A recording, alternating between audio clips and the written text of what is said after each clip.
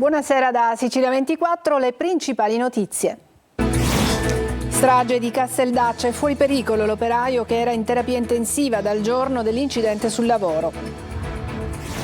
Una serata conviviale con amici potrebbe essere finita in tragedia a Scicli, nuovi rilievi dei RIS nell'abitazione di Giuseppe Ottaviano, morto in circostanze misteriose, domani l'autopsia. Cresce il turismo a Messina, aumentano i pernottamenti ma non l'introito sulla tassa di soggiorno. Il Comune e la Guardia di Finanza insieme per scovare gli albergatori che non versano il contributo. Scoperto a Ragusa un giro di false residenze ai migranti. In cambio di denaro rilasciavano permessi di soggiorno. 3 arresti, sospesi 2 impiegati comunali. Gli allevatori del presidio di Taino si sono incatenati davanti alla prefettura. Non abbiamo avuto aiuti di nessun genere e adesso siamo allo stremo. Discariche a cielo aperto a Catania, in via Re di Puglia, spazzature e topi invadono strade, marciapiedi e case. In volo per la pace, la prima tappa del Festival degli Aquiloni partita oggi da Carlentini nel Siracusano. Fino al 29 maggio in 8 città siciliane, tutti col naso in su verso il cielo. Calcio, avvio di play-off col botto per il Catania che passa sul campo dell'Atalanta Under 23. Palermo pronto per gli spareggi promozione. Venerdì al Barbera arriva la Sampdoria.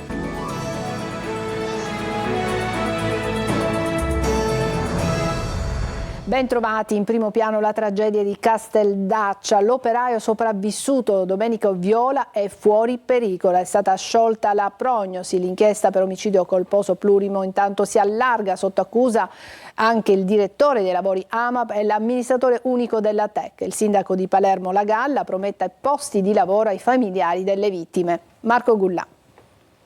Non è più in pericolo di vita Domenico Viola, l'operaio di 62 anni rimasto gravemente ferito nella strage sul lavoro del 6 maggio scorso a Casteldaccia, dove hanno perso la vita 5 suoi colleghi. I medici del Policlinico di Palermo hanno sciolto la prognosi sulla vita dell'operaio. Le cure del paziente da giovedì proseguiranno in un reparto di area medica ed elevata competenza, con il supporto continuato di tutti gli specialisti necessari a garantire un recupero funzionale, organico e psicologico. La funzione respiratoria, sia sotto il profilo clinico che laboratoristico, è soddisfacente e stabile, ha detto il direttore del reparto di terapia intensiva. Intanto l'inchiesta si allarga, gli inquirenti lavorano incessantemente. La decisione di scendere nell'impianto di sollevamento nella cisterna di Casteldaccia non fu presa lunedì 6 maggio ma fu deciso il venerdì.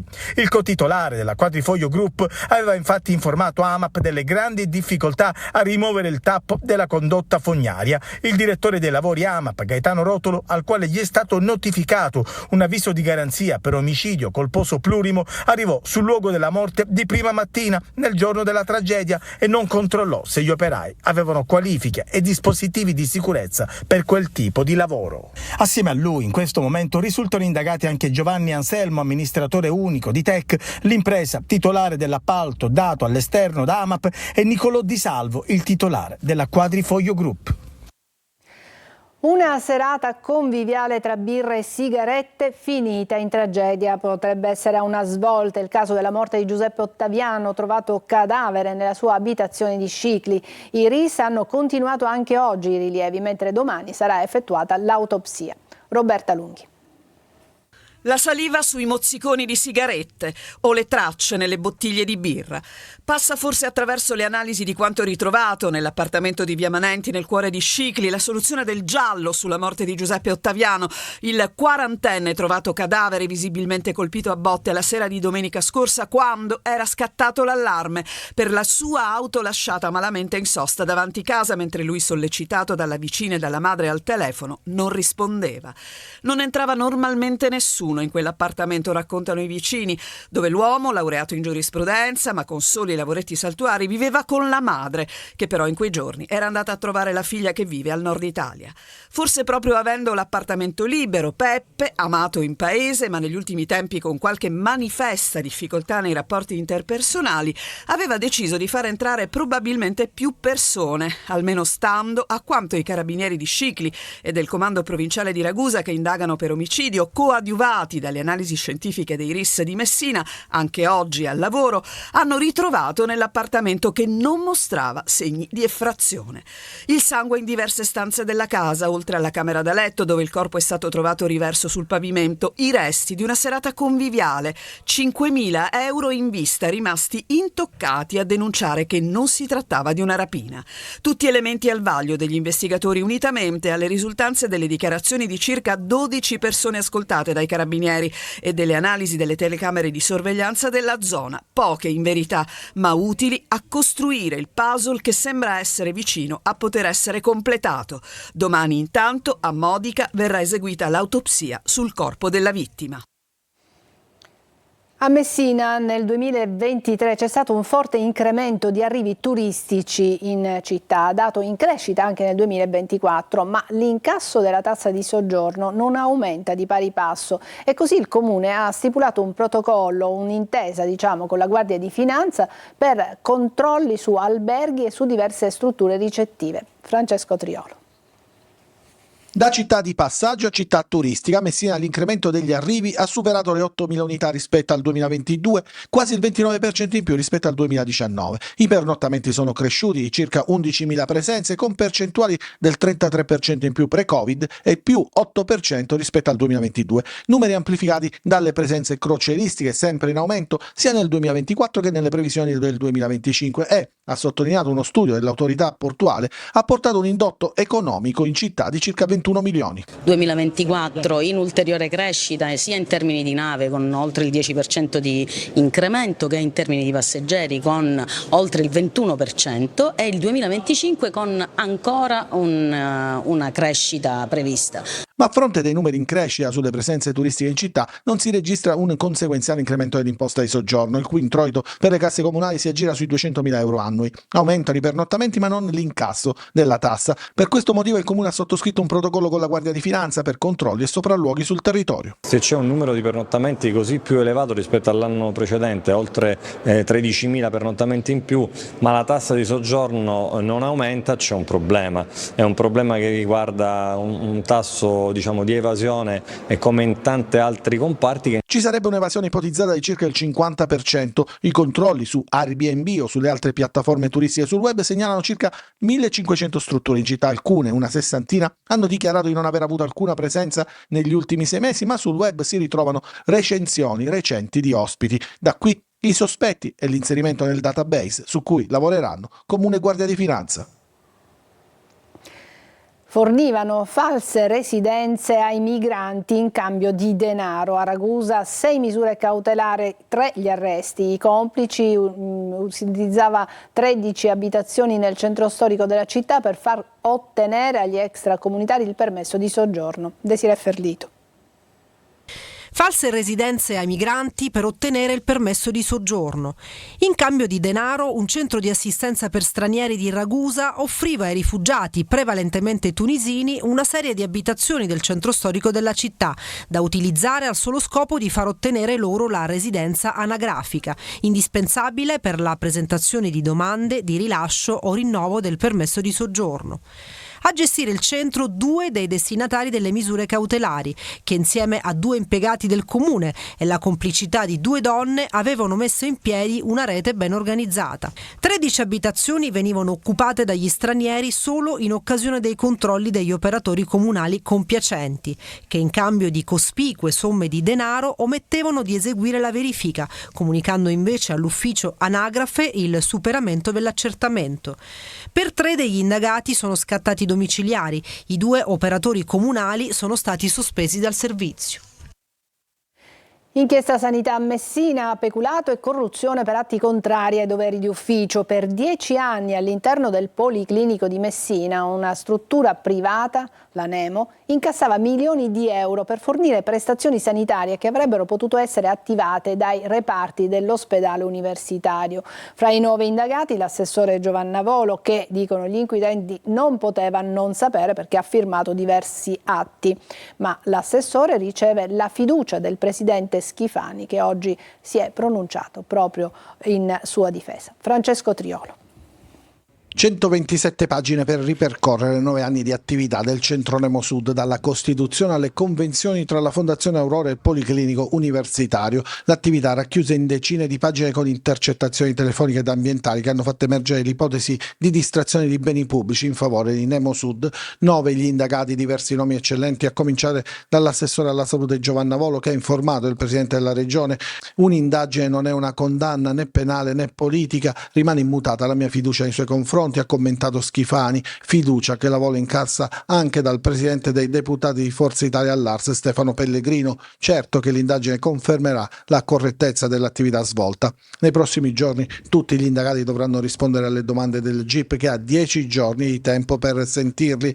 Nell'inchiesta condotta dai carabinieri, oltre alla Volo, sono finiti a vario titolo con le accuse di peculato e corruzione per atto contrario ai doveri d'ufficio Alberto Fontana, ex presidente della Fondazione Aurora Onlus, che gestiva il centro clinico Nemosud a Messina; Giuseppe Laganga, ex direttore amministrativo del Policlinico di Messina; Mario Melazzini, anche lui ex presidente della Fondazione Aurora; Giuseppe Pecoraro, ex commissario straordinario del Policlinico; Paolina Reitano, ex direttrice sanitaria del Policlinico; Marco Restuccia, direttore generale del Policlinico; Giuseppe Vita, medico dirigente dell'unità operativa di neurologia del Policlinico Universitario. Le indagini negli anni hanno portato alla luce convenzioni tra l'ente pubblico e la fondazione privata altamente vantaggiose per il centro clinico. In sostanza, sostiene il GIP, si è consentito ad una clinica privata di operare in un ospedale pubblico con costi a carico dell'erario, in assenza dell'autorizzazione e dell'accreditamento della regione siciliana.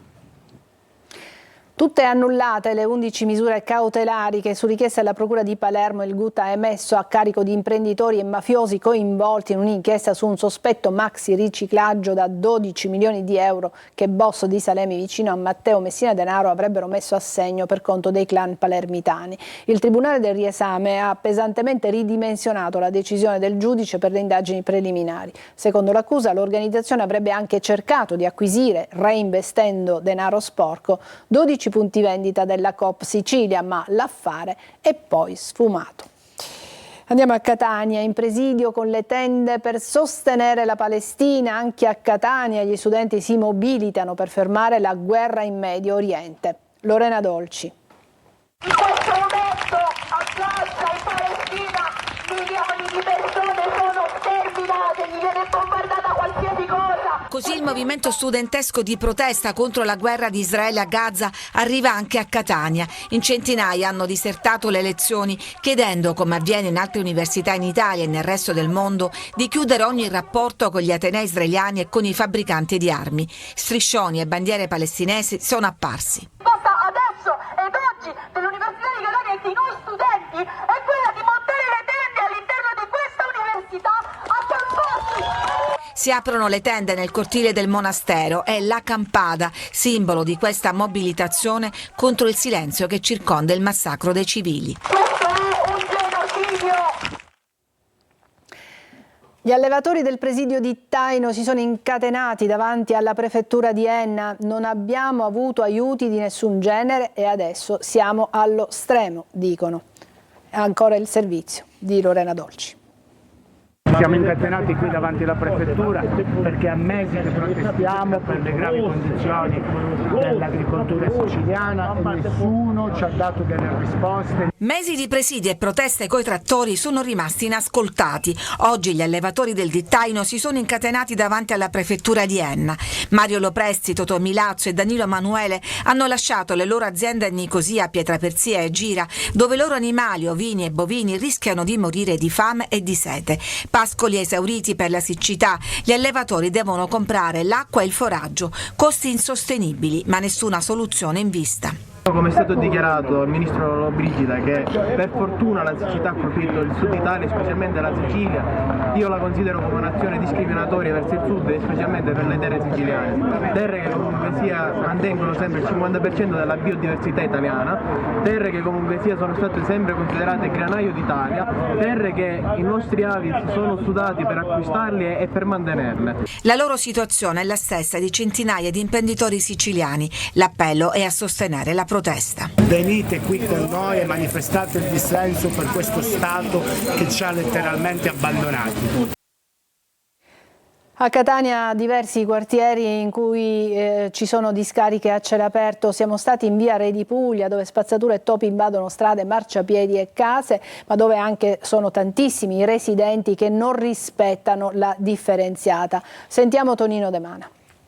Convivono con topi e spazzatura in una situazione igienico-sanitaria da terzo mondo, barricati in casa per difendersi dall'intrusione dei ratti e dal fetore che sprigiona la spazzatura. Via Re di Puglia a Catania è l'immagine simbolo del fallimento della civiltà e di ogni tentativo di portare ordine e decoro. Ci troviamo a pochi metri dal Corso Indipendenza nel quartiere San Berillo Nuovo e dall'entrata in vigore della raccolta differenziata i cumuli di spazzatura finiscono direttamente sui marciapiedi che praticamente sono off limits ai pedoni.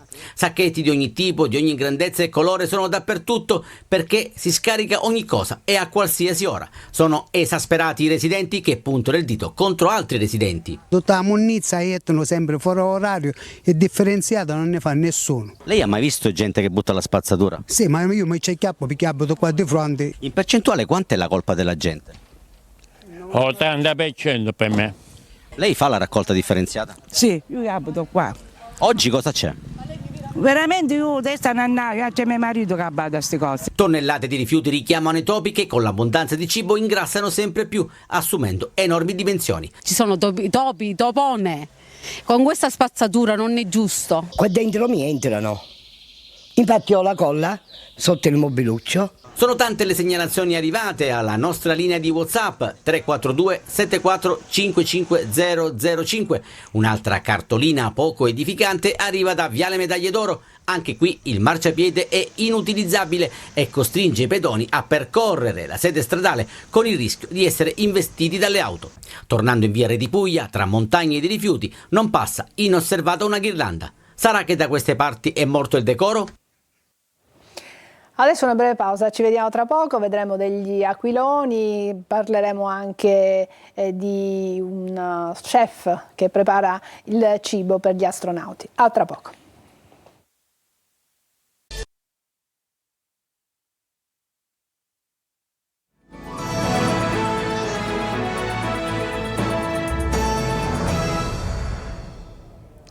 Festa nei giardini di Palazzo d'Orleanna a Palermo in occasione del 78° anniversario dell'autonomia siciliana. 170 giovanissimi studenti di età compresa tra i 19 e i 12 anni, accogliendo l'invito del Presidente della Regione, hanno trascorso la mattinata tra i viali del parco. A fare da guida 13 studenti del terzo anno dell'Istituto Superiore Mario Rutelli, che hanno mostrato ai bambini gli animali che vivono nei giardini. Dopo il tour, l'incontro con il Presidente della Regione, che si è intrattenuto con i ragazzi per circa un'ora parlando delle istituzioni come casa di tutti.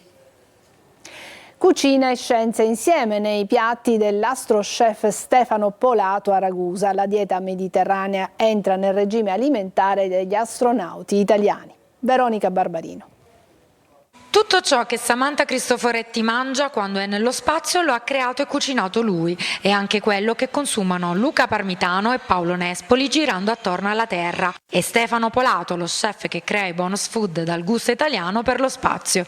Dall'universo al pianeta Terra, oggi la missione è unire la cucina e la scienza per permettere alle persone di godere del vero potere del cibo, anziché inserire sostanze dannose nel proprio corpo. Oltre all'appagamento visivo e organolettico del cibo, c'è un'attenzione maggiore rispetto agli anni passati alla lavorazione e ai sistemi di cottura del cibo. L'errore più comune in cucina è quello di non saper dosare il calore, no? Quindi quando troviamo delle bruciature banalmente sul pane, sul bordo della pizza o sulla carne grigliata, ecco, quelli sono dei segnali che ci fanno comprendere che in effetti, qualcosina abbiamo sbagliato. Non ci dobbiamo mai dimenticare che vitamine e sali minerali determinano anche il gusto del cibo. Se io banalmente faccio un esempio, faccio bollire per mezz'ora un asparago, tutti i sali minerali fondamentalmente solubili si sciolgono nell'acqua, o il broccolo, no? Diventa verde l'acqua quando cuciniamo il broccolo. Ecco, in questo caso ho perso buona parte dei valori nutrizionali che sarebbe stato più opportuno portare dentro il mio corpo. La dieta mediterranea è diventata la dieta anche di chi va nello spazio. Da questa prende poi spunto il modello del piatto unico dell'Università di Harvard, anch'esso utilizzato per la nutrizione degli astronauti. Al centro gli alimenti vegetali, poi cereali poco raffinati e proteine, soprattutto vegetali. Lo spazio quindi è molto più vicino a noi di quanto possiamo pensare. In volo per la pace, prima tappa del Festival degli Aquiloni, è partita oggi da Carlentini nel Siracusano fino al 29 maggio in 8 città siciliane, tutti col naso in su verso il cielo per appunto ammirare gli aquiloni. Eva Spampinato. Una corsa, un sorriso, una cordicella ben tesa e via, un aquilone che vola in cielo spinto dal vento. Dietro questo turbinio di colori che si incrociano nel cielo c'è un messaggio di pace, libertà, fratellanza, rispetto. Valori alla base della seconda edizione del Festival degli Aquiloni, che dal 15 al 29 maggio coinvolge 8 città siciliane. Prima tappa Carlentini, in provincia di Siracusa. Per lanciare un forte messaggio di pace e solidarietà, visto che ce n'è in questo momento particolarmente bisogno, alle nostre comunità. E lo abbiamo fatto partendo probabilmente da quello che è il seme più importante di tutte le nostre comunità, ovvero i nostri bambini. Quindi abbiamo coinvolto le scuole, gli istituti comprensivi. Il festival è organizzato dalla Iblea Servizi Territoriali insieme agli 8 comuni delle province di Enna, Siracusa e Catania e coinvolge 200 beneficiari del sistema di accoglienza nazionale, 6.000 studenti, 800 tra operatori sociali, scolastici e volontari, 2.000 aquiloni. Gli ultimi giorni sono state giornate di laboratorio per realizzare questi aquiloni che fanno tornare bambini un poco tutti, anche noi docenti. Ma alle spalle c'è un altro tipo di lavoro, quello di sensibilizzare i ragazzi a quello che è il concetto di amicizia, di fratellanza, di unione, perché molto spesso cadono proprio in atteggiamenti non sempre amichevoli anche per banalità. Quindi sono momenti di lavoro, di gruppo, di unione che veramente li sensibilizzano a determinati concetti di buona educazione, di convivenza civile. Prossima tappa il 17 maggio a San Gregorio di Catania. Breve pausa, poi il calcio con i play-off che si stanno disputando Catania e Palermo.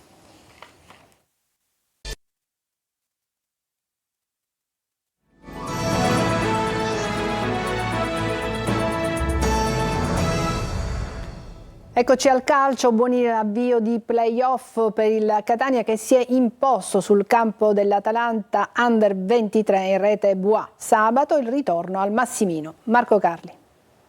Teo, Pennella e Bois rifinisce come insegnano i dettami del calcio moderno. Mezzala che viene a prendersi il pallone e usa la sua qualità, difensore che non si limita a contenere e rilanciare ma che sa anche proporsi in zona gol. Nasce così l'esordio col botto del Catania nei playoff promozione di Serie C. I rossazzurri vincono 1-0 contro una formazione di giovani di assoluto valore come l'Atalanta Under 23. Ringrazio Andres per questo assist, io poi dopo ne parlo con lui. Però sono veramente contento e ce la meritavamo. Il redivivo Teo è sicuramente un fattore, un vero innesto a questo punto per la fase finale della stagione, ma è tutta la squadra a recitare bene la propria parte, soprattutto in avvio di partita. Zeoli conferma la formazione che gli dà più garanzie con Quaini dietro e Cicerelli mezzala, Welbeck e il solito Frangiflutti davanti alla difesa. In attacco Di Carmine e Cianci. Entrambi sprecano una favorevole occasione, il primo a tu per tu con Vismara, il secondo mandando a lato di testa su cross di Zammarini. È un Catania vivace che però abbassa il baricentro in avvio di ripresa. Anche i bergamaschi falliscono 2 gol, prima con Sissé e poi con Capone e 2 spauracchi che i rossazzurri avevano saputo arginare al meglio nei primi 45 minuti. Mi è piaciuto l'impatto della squadra, di tutti, dei componenti, anche chi non è entrato, dunque però voliamo bassi perché veramente poi basta poco, no? Nelle fasi finali della partita comincia a piovere forte, ma sotto l'acquazzone arriva l'acuto di Bois. C'era anche Pelligra a vedere il match e ad esultare nel finale. Per la gara di ritorno di sabato al Massimino gli abbonati possono esercitare il diritto di prelazione fino a venerdì alle 10. Il Catania arriva al match con tanta convinzione in più. Ed è già clima playoff a Palermo in vista del match di venerdì sera contro la Sampdoria al Barbera. Si va verso il tutto esaurito e i tifosi sono molto fiduciosi. Marco Gullà. Febbre da venerdì sera. Il Palermo si prepara alla sfida contro la Sampdoria. Primo turno playoff in programma venerdì al Barbera. I tifosi rispondono presente. Al momento venduti oltre 29.000 biglietti. Si va verso il tutto esaurito. Ai rosanero per passare il turno potrebbe bastare anche il pareggio dopo i tempi supplementari, ma i tifosi sono decisamente ottimisti. Mi porto l'1, fisso. Credi alla Serie A? Assolutamente sì. Ci spero più che altro. Ragazzi, voi andrete allo stadio? Per forza, non si può non andare allo stadio in queste occasioni, per dare un supporto anche alla squadra, in queste occasioni specialmente. Già più di mezzo stadio è sold out, quindi per forza. Come vedi questa partita? Sicuramente non è facile, comunque la Sampdoria c'è sempre stata attaccata, ha avuto pure difficoltà anche contro di loro con il pareggio, però penso che comunque il Palermo ha il fattore campo e non è da poco questo. Ci crediamo nella Serie A. Secondo me ci possiamo arrivare. Secondo me, siccome abbiamo il fattore campo, essendo che siamo appunto in casa, per me finirà 2-0 per il Palermo. Ci dobbiamo credere, ragazzi, che dobbiamo salire in Serie A, per forza. Abbiamo una tifoseria, ragazzi, da Champions. Gomez e Ceccaroni sono sicuri del rientro in organico e con tutta probabilità dal primo minuto. Il primo ha superato la gonalgia, il secondo l'affaticamento muscolare. Ci sarebbe anche la possibilità del ritorno tra i convocati di Di Mariano, Vasic e Aurelio. I tre stanno gradualmente rientrando in gruppo e potrebbero stringere i denti per uno spezzone di match. Non ci saranno né Del Ciaro squalificato e Koulibaly infortunato. Ci fermiamo qui, è tutto per questa edizione di Sicilia 24. Grazie per averci seguito e a tutti una buona serata.